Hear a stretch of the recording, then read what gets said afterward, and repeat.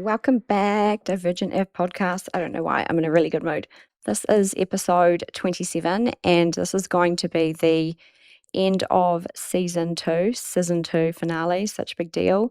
And that is because I was always going to have seasons because I think everyone needs a break from me as well, not just like people need inspiration breaks. But I realized the last time I took one was the end of last year, and I have just been going since January, and I have just been having a lot of things going on. And I think this is just very neurodivergent.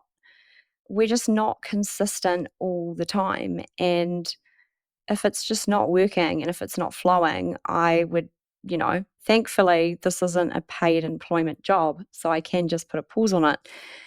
I just need to take a break, and I need to have some more stories. Actually, I need some more for the plot, because the way that I like to do this is have kind of an experience, or, be around people that there's some kind of connecting theme, and then I can come and talk about it. But I haven't been like, I just need to live. I need more for the pod stories anyway. And um my life is just so vastly different from what it was a year ago when I started this podcast. And I'm feeling a lot more at peace and a lot more calm, and I think sure of my future than when I was a year ago. So I started this podcast just over a year ago now, I realized, and I was living in an Airbnb, and I look back and I just cannot believe, well, I can believe that's the shit I do, but I mean, not that I'm saying I know what I'm doing, but I really didn't know what I was doing, and thank God it was actually just audio, because I, freshly separated, it's just ground zero, like emotional ground zero, and let's start a podcast. And I just would be crying, and then in the middle of the night, I just would be recording. And you'd never know, because I didn't cry in the episodes. But I look where I'm now, and back in the house that I was in prior, and like video and proper microphone, and I'm kind of getting the hang of it. I kind of like not taking advice and learning things the hard way, as we do. But I just really have reflected in how far I've come in the last year, and that is really off the back of coming into contact with a lot of old friends or old family, and all of them just telling me that I am just like radiating happiness and peace and calm compared to what I was for a long, long, long time. And that was just having a really dysregulated nervous system. And, just not as like scrappy, and not as combative. And I mean, even Lord forbid, letting things go. That was so not me. And I really feel it. And anyway, I just was reflecting on all these things that I've learnt, just jam packed into the last year, to get me to this position where I feel like there is hope. I'm actually happy about my future. I feel on top of things. I feel like I've learnt so much. I feel kind of unstoppable. And I think that that's what happens when you go through some kind of hell. And I think they always say that. I remember being told that, like, just give it a year, and you just cannot fathom ever feeling normal again, or ever feeling like you're not crying or you don't want to get out of bed, because it's a really significant, tough life moment to go through a separation, especially when you've got kids. If you've been through it, then or you've blocked it out by now. I'm waiting for that part. Hopefully it'll just get foggier and foggier, just the real horrible, horrible, horrible moments. But anyway, I just was reflecting on some of like the lessons that I've learned, because I seem to give a lot of advice, or people do ask me for my advice in the private messages, and I have so many online friends that I've never met, and we don't say how are you or anything like that. We just jump into it, and I don't know, like it seems to help them. So I just thought I would just reflect and share on some of the things that I actually probably never thought that I would learn or accept is a big one. But I'm really strong in my convictions now, and I'm really passionate in my views, and no one can kind of sway me otherwise, because this is what has worked for me to get me to a point of resilience and strength and happiness and all that kind of cool stuff. So anyway, I'll just jump in. The first one that I have really learnt, and that is protecting your own energy or your own time and energy. And you can come in. It's all good. Thank you. I just want to say I've been listening to you for the last 10 minutes. Have you? I'm so freaking proud of you. Like, oh my God, stop. Stop it. I'm so proud of you. So, anyways, I thought you'd be dehydrated, so you need to drink. And you just carry on. Oh, thank you. And I just love you so much. And I think you're so brave, and you fucking inspire me, okay? And keep doing what you're doing, okay? Love you, bye. Love you, bye. Could you shut the door? Bye. Oh my God. So Tati, I did an episode with her. She's just been living here with me for the last week, and it has just been like amazing. Amazing. We ignore each other a lot. It's I learned this term called together alone instead of body doubling. Oh, she's like the family I've never had. Anyway, she's brought me a drink in. Whew. A lot of emotions. Okay, so anyway, I'm gonna just read this quote from Carl Jung, and this is what really sums it up, and I really believe in it. And it took me so long to learn this lesson, because I don't know about you, but one of like the top kind of comments that I get from people when I meet them is, "You're just a light. You're a light, and you shed so much light." And it's a beautiful thing to be a light, but when no one is kind of your light, it can get quite dark, and I feel like that's always kind of been a problem with me. That's causes me to self-isolate a lot, to just recharge myself, because I kind of have like stepped in, or like can acknowledge what, I guess natural born ability I have, and that is just getting any stranger to open up to me and tell me their life story and make them feel comfortable and good about being themselves. And I know that I can say that about myself now. But it's really hard, because not everyone in the world is genuine. And uh, I mean, I'm still encountering stuff like this. And I think I always will. And I think we always will.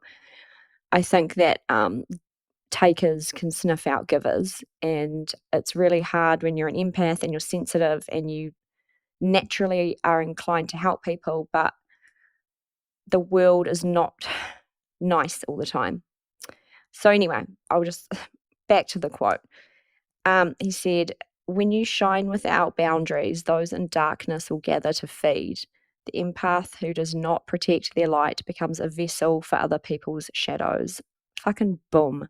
That's exactly what it is.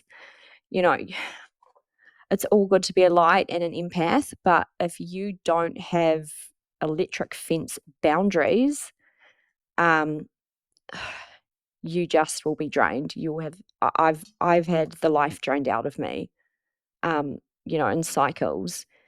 And it's kind of goes against our nature to have like boundaries and to be firm. But when you go through the cycle enough, you really don't care. And you really have to think of yourself as someone that you're in charge of looking after. That's how I do it. I sometimes like step outside and I'm like, what would I do for that person, and how would I look after them? And we always look after other people better.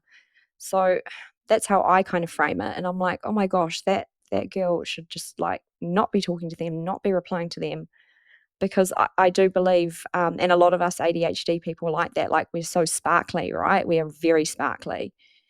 And that attracts a lot of fucking shadows and dark and people that really like to latch onto that energy and not contribute anything back. And I'm telling you right now, you've got to be fucking selfish because no one else will be selfish for you, if that makes sense. And I'm fully okay with pushing back and coming across as a bitch if it's just too much for me and I'm not being listened to, because I have just spent far too long just being drained because I can't say no to someone in need. And that is another topic in itself where some people are not really in need. They just need your attention, and discerning between that. But if you can't put your own oxygen mask on, you are just actually useless to the people that actually matter to you. So your kids or your close friends or your partner or whatever it is. I'm telling you, like, you it's a skill. I'm not saying it's easy, especially when we've all been, or most of us have been people pleasers, right? It's a real skill to be disliked and be okay with it. But I'm telling you, when you start doing it, you just have so much less drama. You have a little bit more time in the day. I mean, we're never going to have enough time, but I'm just saying it really simplifies and cuts out a lot of the crap. So that has been one of the biggest things. One, acknowledging and being proud to say that I have a skill or I have an attribute and I'm proud of it. And this is something that I can do naturally, but also protecting the fuck out of it. And not everyone can have access to it. Um, because otherwise I have nothing left of me and I'm broken and I'm not doing that anymore. I have done that most of my life. So that was one thing that really switched up in my brain. And it was hard. It's really hard when you've just had a whole life of helping and being nice and just kind of realizing that most people are not operating on the same, system as you. They're really not, because we're the minority statistically. Okay, another one, and that is people and friends are going to have reasons and seasons. I actually never. I mean, there's a couple people that I can think of that I'm like, yeah, I still believe that we'll always kind of have something to do with each other in each other's lives, not in a codependent way, just different lanes. Even if we kind of diverge, I think we're always going to have each other in our lives because it's that deep of a friendship. But other people, I actually don't get so, I think, attached and so clingy and think like this person's going to be in my life forever.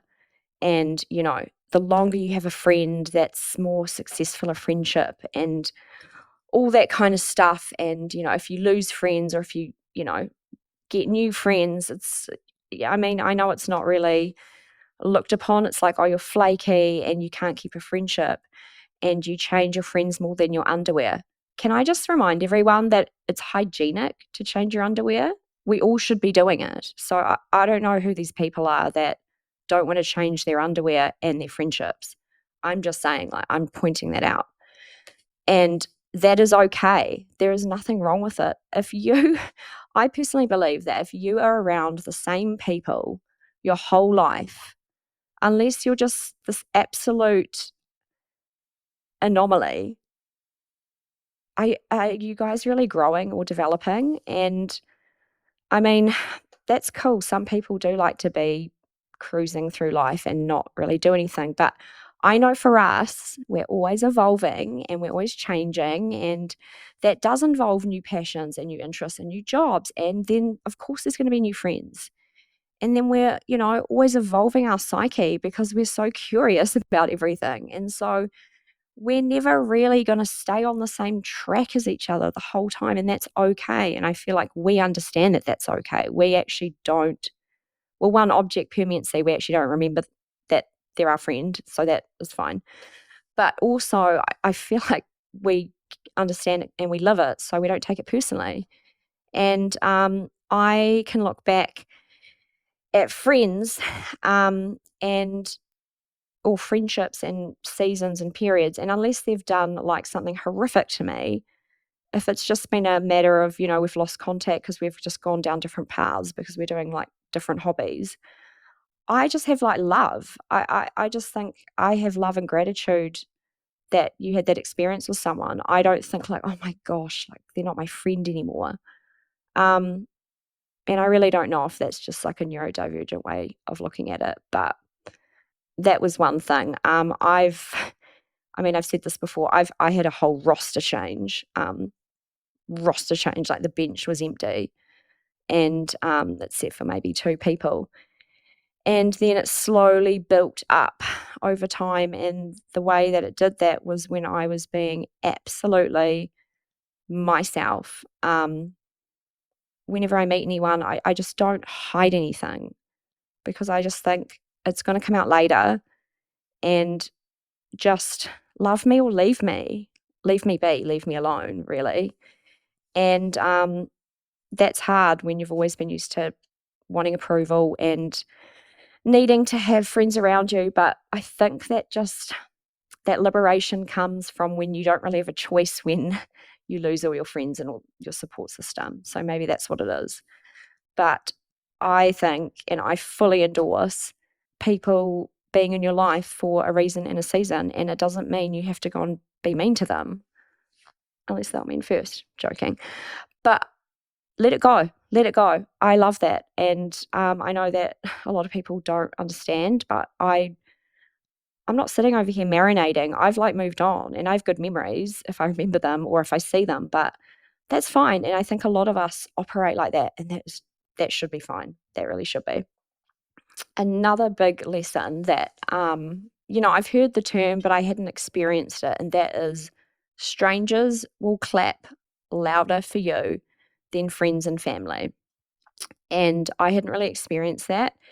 And it is so true. And I don't really need to like nitpick and go through the mechanics of everyone and what their reasoning are. But I'm just saying that when I when I post something on my Divergent AF page, I get and it's not the attention, it'll be just messages, and it's just people that it's a support and they get it, and it's lovely. And there's, even if it's of my kids, it's just it's nice and it's supportive. Or if I'm being vulnerable, there's people there that see it for what it is.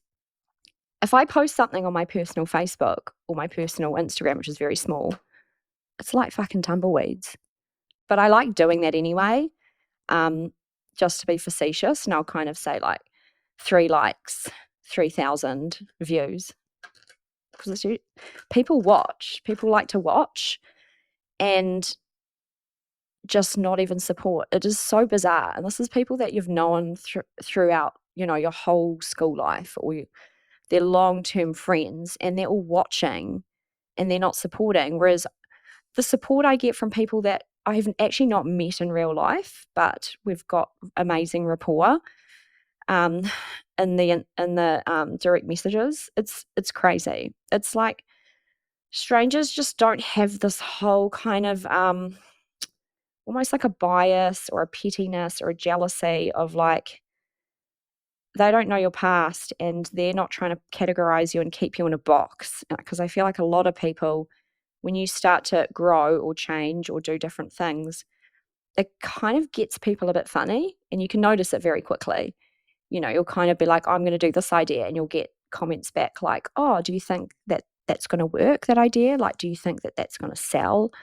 Do you think you'd be good at it? Like those kind of questions. And I'm like, obviously, if I think it's going to work, I'm going to do it. And what's your problem? But the people that do say that, I've learned, they would never ever be able to do something courageous, like start a business or start a social media thing. Or I look at it like that, and I don't need to say anything. But it's incredible. It's incredible that I talk to strangers more than I talk to long-term friends and people that I've known my whole life. It's actually really amazing. And I think it's beautiful in terms of thank God there are nice strangers out there. But I think, I mean, social media for, businesses or what I'm doing is meant to be for the public or strangers. But it's just a little bit funny when you try something new and you can tell straight away who's going to go a bit weird on you. And who needs that energy? I just don't even bother with that. I really don't. And you shouldn't either. Oh, and then just to add on to that, I have this thing of where I can spot if someone is actually a friend or a frenemy. And that is if you tell them bad news, are they more reactive and more expressive than when you tell them some good news? Because that is the surefire way. It is so easy to do it because it's like you'll have a disaster, something's gone wrong. Like that agony aunt vibe, like, oh my gosh, blah, blah, blah. They kind of like feed into this like pity fire.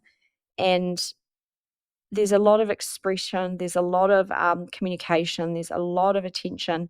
But when something good happens, suddenly they haven't been on their phone all day, or there's just a like, or they actually didn't even see something that got posted. I don't know how they missed it. And it's like, yuck, that's so icky. But it's a really good way of just sorting out or seeing who's actually rooting for you and who's cheering for you and who is not just caught up in their own little petty jealousies. Um, so that's something I carry with me, and I haven't had to see it that many times lately, but it does crop up, and it's just disappointing. But again, I just look at it as like that's actually not a me problem, and it's not a me thing to even worry about or sit in that energy. So that was another big lesson. Strangers always kind of coming through more than people that you have known your whole life type thing. Okay. Another lesson or view that I've taken on is that, when you kind of are like, why is this always happening to me? Why am I always having the same shitty friend? Why am I always having the same shitty partner? It's like copy paste, different font. Why is this always happening? And like, of course, this would happen to me. What This is just my personal view on it, but if you find that you are being put in the same situations over and over again, like the same kind of personality, the same situation, and it's just, how does this happen? It's like, well, for me, I'm like, I haven't mastered something. I haven't mastered it. I haven't changed my reaction to it. And that's why this keeps coming at me and it's exhausting. And again, I do like to work and make changes if I'm really aware of it. And I got to the point where I'm like, I am always seeing the same kind of personality pop up in front of me and the same cycle, the same progression. And it's usually people that come in and are so in awe of me because I know I can understand the appeal in terms of conventionally attractive but neurodivergent and really honest and really the epitome of authentic. And I'm not shy in saying that because I know I am. And I understand. And it's like, wow, like the magpie comes in, it's like this shiny little object. And they love having the authenticity and the truth, but they don't like it when it's aimed at them or when the magnifying glass is put on them and they have to return that energy. They don't like that. And then I am just left with nothing. And so that was kind of my pattern. And it's like, why? And that tied back into what I was talking about before, and that was protecting your own energy and just being a selfish bitch and not caring because that was the only thing that I hadn't changed. And as soon as I started doing that and just saying no, or I don't have capacity, or just being really firm, right? And just trusting my judgment, like this person drains the fuck out of me. um, I stopped running into as many people like that. And I probably identify them a lot quicker. I'm not saying they're never going to come into my life because they usually do. I think that when you are sparkly, you attract certain people. But I have gotten so much better at seeing it earlier and cutting it if it's not benefiting me. And how I gauge that is when I'm around someone and I come away, I'm like, how do I feel after hanging out with that person? If I feel so happy, if I feel like I want to keep talking to them, if I feel like my nervous system is like regulated, if I just I really take notice. That's like a safe person. That's okay. But if I come away from something and I feel like yuck, or I feel exhausted and I feel drained and I feel like we were talking different languages and it's like they're misinterpreting that, I can feel it. That's just not the right person to be around me. That's how I do it. I really, really just lean into what I feel on my body and I trust my intuition. And I know that we all have bucket loads of it. And the prior episode I did was all about intuition and how I have developed it. And oh, here's my little notebook that I got. So this is it here. Times I was right and nobody listened, and you can't see it, but I write in it right, just like predictions, just like I think that's going to happen. I think this is going to happen. And so when it does happen, because it usually does, you just have this whole evidence bank of like, I'm not crazy. I'm not bugging. I'm right. I'm just correct too early. And then you just have so much confidence in your ability to judge people and judge situations. And then you become unstoppable, or you get to become unstoppable or feel that way. So, yeah, that has been really helpful for me. And just going back to the same situations, it's really, really hard and actually not nice to track all the way back and find out kind of like the origin of this behavior or this scenario. Like, what kind of wounds do you have? I think we all do have wounds in different ways. It just depends how self aware you are and if you actually want to like change and be a good bloody human. Not many, like, I'm not saying this is for everyone because it is rough. It is really rough to be like, oh my God, I attracted or I chased emotionally unavailable people because of this reason. And that was a big thing for me, realizing that I had always gone for the same type of guy. And that was because it was a challenge and it was like I had to earn their love and I'm going to crack one of them one day. You know what I mean? You never crack them, by the way. You never crack them. Um, and it's just something had to change. And again, I could only do that if I had to really go back and be honest with myself, which is horrible, and be like, what is my little like wound and what is my little childhood thing that I carry around with me that actually impacts so many decisions and so many of my behaviors that lead me into horrible situations over and over again. And that is what helped me. And it's rough. It's rough. There's these things called shadow journals, which I did. So shadow work, it's basically about sitting in the feeling and writing down like, oh my gosh, how does this make me feel and why? And it's rough, but I'm just really big into self development, if you haven't noticed already. And yeah, that was actually what made me completely change, my outlook on like dating and men because I've like just, kind of entered into the dating world again, which is so, oh my gosh. That's going to be for the pod for next season, I think. Because sometimes I feel like I'm wise, but then when I'm coming into the like dating, I'm like, I feel really naive. Like, I don't know, a lot has happened in 10 years. It's weird. It's weird.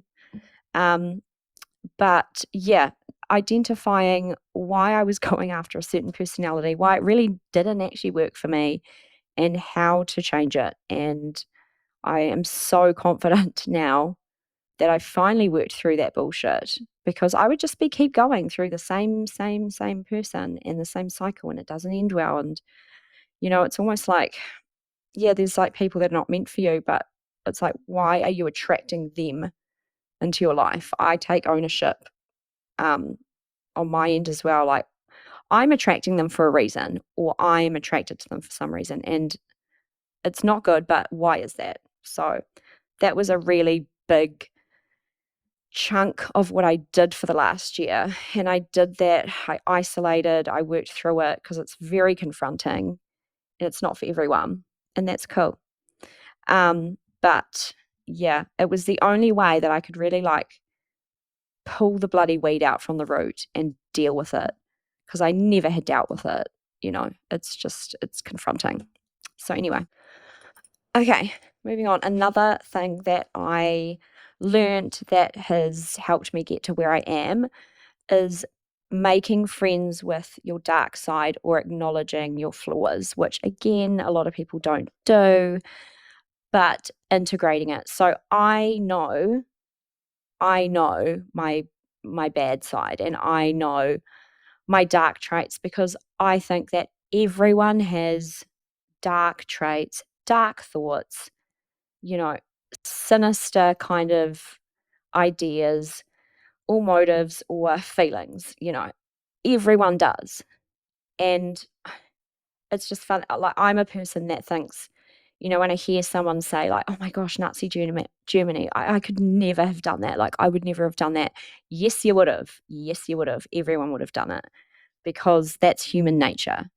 And you don't know the context that you're in. And I think once you can examine that every human can be capable of really horrendous things in the right circumstance or the wrong circumstance and the perfect storm. Once you come to terms with that, that's what I did anyway. And I looked at, like, okay, what's my bad shit? That's always kind of going to be there because that's who I am. And instead of just repressing it and being like, no, that doesn't exist, I'm a really good person, I'm such a good person, I never do any of this. It's like, no, I know that I can do that. And I know that I can have those thoughts, but that's actually human nature.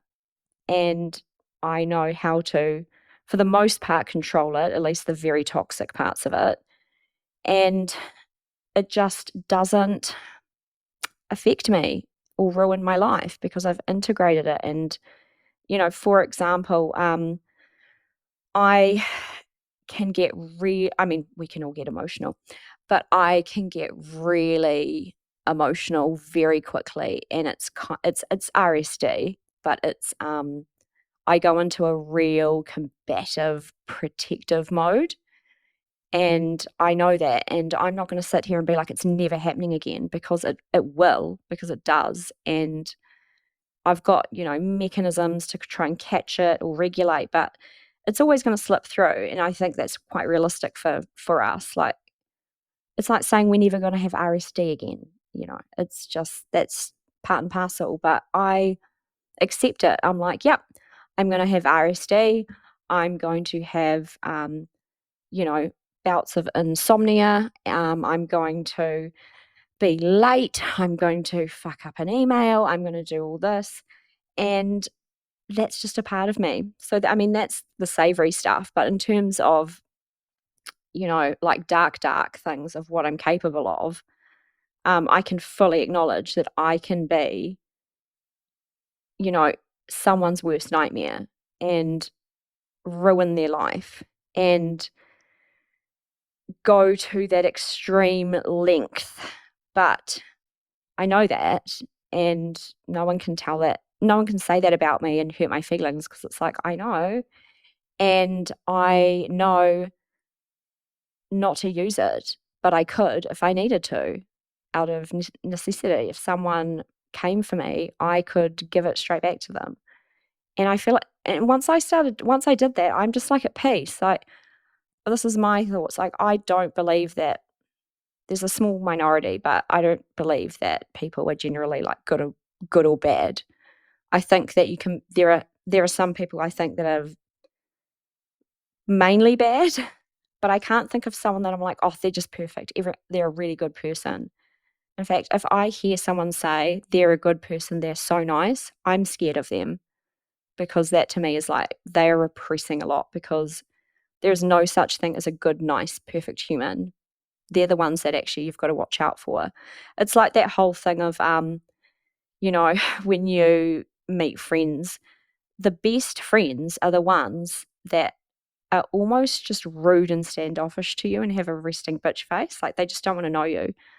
Those ones always turn out to be the real loyal GB ride or dies. And I will stand by that. It's the ones that are like, oh my gosh, hun, you're so beautiful. It's so nice to catch up. Poisonous, poisonous.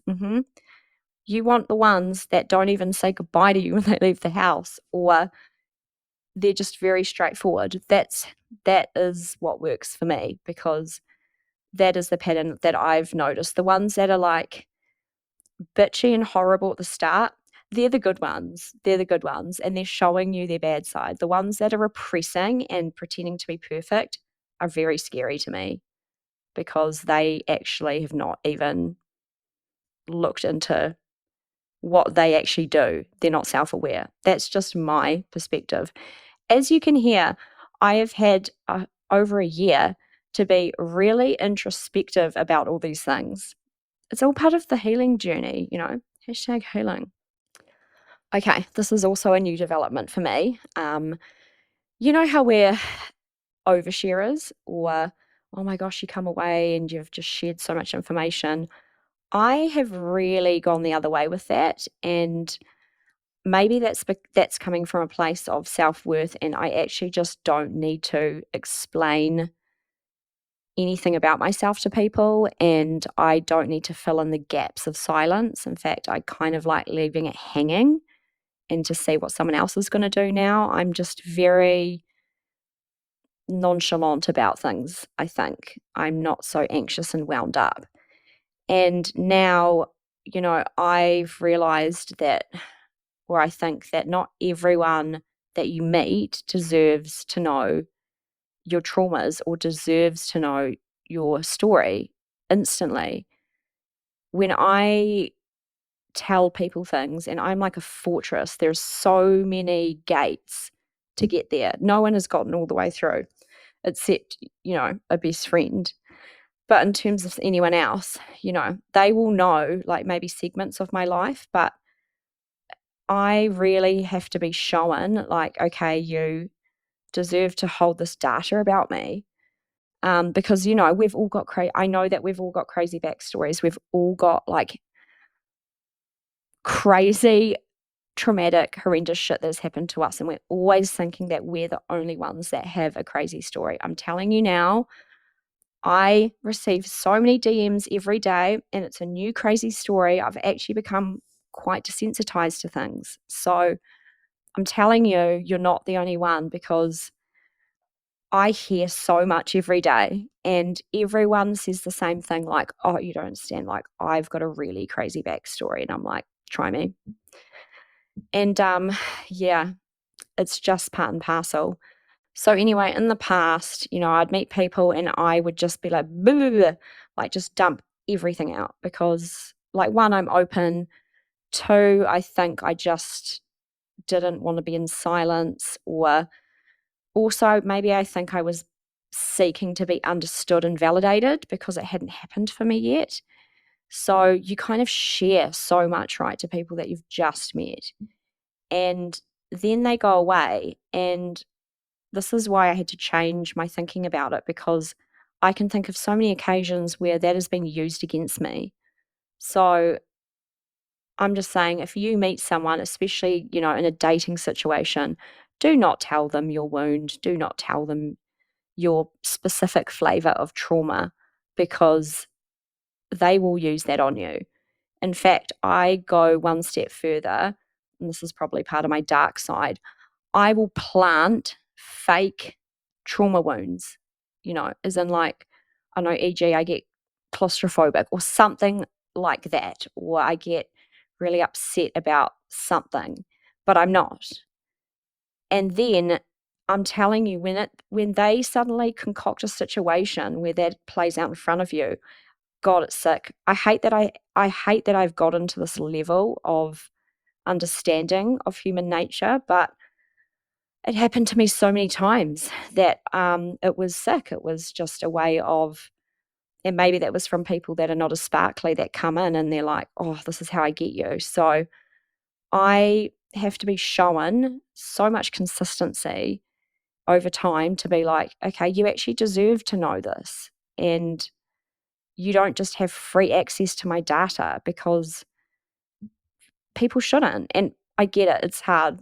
We overshare and stuff, but I'm saying that how many times does oversharing usually get you in trouble or leaves you wide open to be manipulated because you've just given them the password to, your heart, basically. So that has been a big learning curve. And I'm so proud of that. I'm kind of just like this mystery to people that I meet now, and they can't understand it. And I'm like, no, I'm not compromising it. You're going to have to stay around for a lot longer, and show me that you're consistent and that I can trust you, because no one deserves my whole bloody story, because it's mine. And lastly, the biggest thing that I wanted to end on, that I never ever thought I would actually be in a position to say anything like this, and that is I am so damn grateful for every horrendous thing that I have been put through or experienced over the last, say, 2 to 3 years, because there's been a lot and it has been a clusterfuck. And I actually never thought that I would get out of it. I thought I would be trapped, because it just was kind of one foundation after another just being ripped away from me, to the point where I've never been in a place like that before, where I felt so helpless and lost, and I just had no hope, and I didn't see how I could ever get out of it and ever be happy again and ever not be angry and not be so consumed with hurt over things.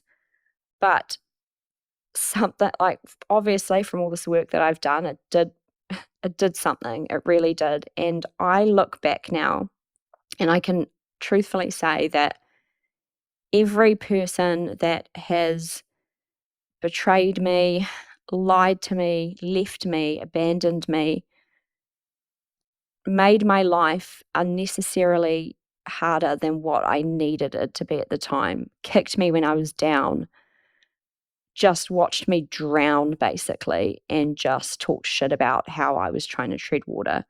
Every one of those people, and I'm picturing them in my mind right now, I am so fucking grateful that all that shit was thrown at me at the same time, because I am such a different person. It has just transformed me to a place that of complete resilience and strength and self-love, and I just feel so unstoppable, because it's given me this gift of, I had nothing, or everything was ripped away from me at the same time, and I didn't think I would survive, and I did. And not only that, I made a promise to myself that I was going to come out the other side of this one day, and I was going to be better. I was going to be stronger.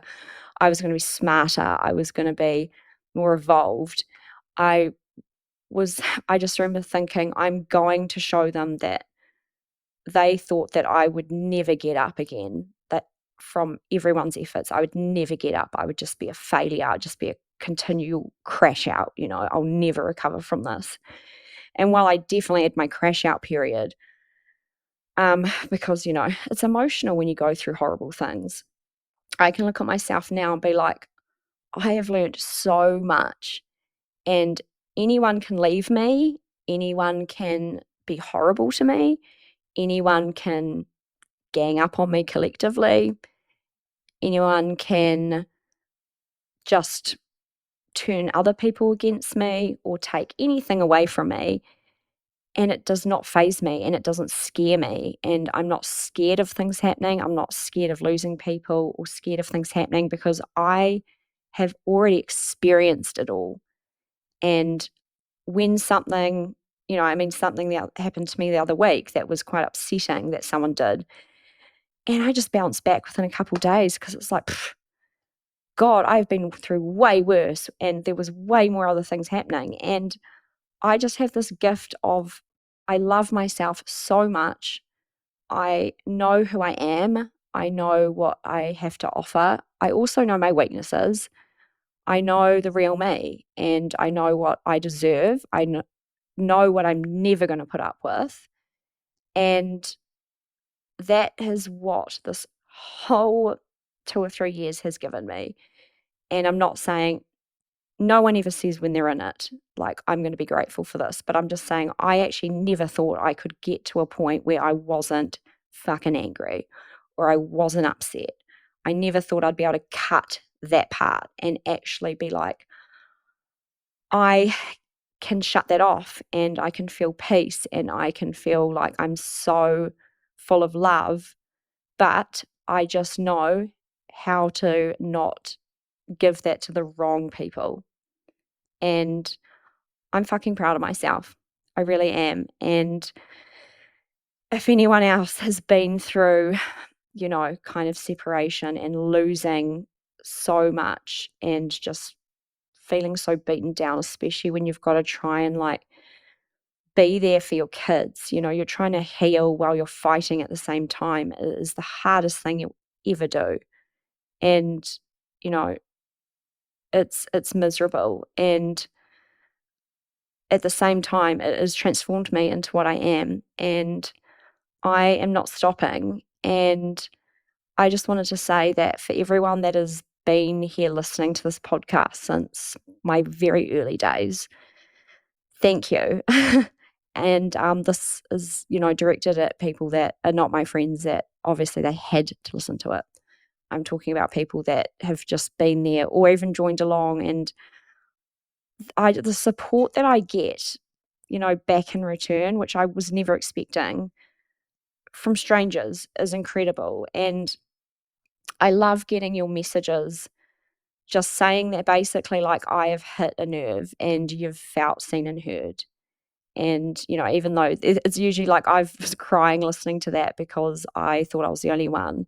I mean, that's all I've been trying to do in this venture of mine, is that just to share things and be really vulnerable and authentic. I'm allowed to say that. And making people feel less alone, because I think that it's all about connection at the end of the day, especially for us, because we don't feel we have it. And when you feel connection and when you feel like you're part of something, then that's when things can build and you can get your confidence and you can work your way up into being someone that is not going to be messed with anymore, while still being an awesome person, because I think we are the most awesome people. I really do. So anyway, I'm going to wrap this up. Thank you for listening. This was quite a ramble. As you can tell, like, I have done so much introspective work on myself. I really have. And I'm fucking proud of myself. But it's time for me to just have a little break and to go out and just like live and make some more mistakes, learn some more lessons, get some more content. But yeah, thank you for tuning in, and thank you for just, being interested in this. And I hope that I can just keep giving you what you want to hear. Okay. I'm so awkward at ending these. Toodles.